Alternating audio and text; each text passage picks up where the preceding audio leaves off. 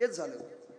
गावागावात महापुरुषांचे पुतळे उभा केले, चौक सुद्धा वाटले, चौक पण वाटले, शिवरायांचा चौक, फुल्यांचा चौक, आंबेडकरांचा चौक, अण्णाभाऊचा चौक, अहिल्याचा चौक, अरे वाटली सगळी वाटत, रंग सुद्धा वाटले, रंग भगवा, निळा, हिरवा, पिवळा, लाल रंग सुद्धा वाटले।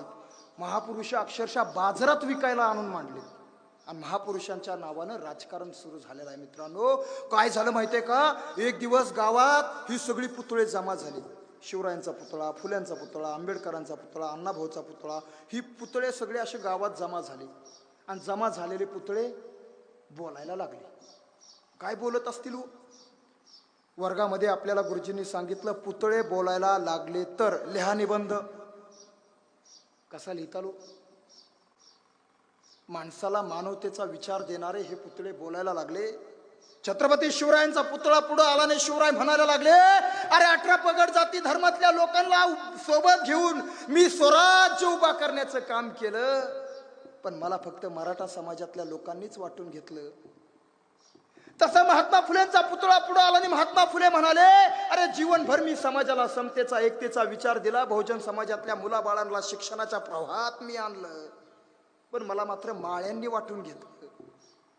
आंबेडकरांचा पुतळा पुढे आला आणि आंबेडकर म्हणाले, या देशातल्या प्रत्येक व्यक्तीला त्याचे जगण्याचे अधिकार त्याला मिळावेत, म्हणून मी या देशाला संविधान दिलं, प्रत्येकाला संरक्षण देण्याचं काम केलं, पण मला मात्र फक्त बौद्ध समाजातल्या लोकांनी स्वीकारलं।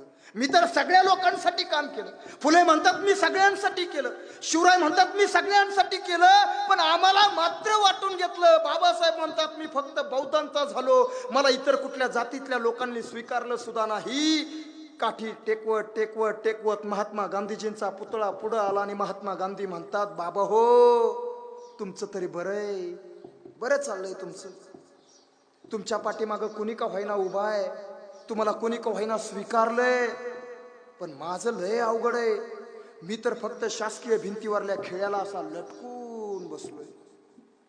विषय हा ही पुतळ्यांची खंत आहे, महापुरुषांची खंत आहे।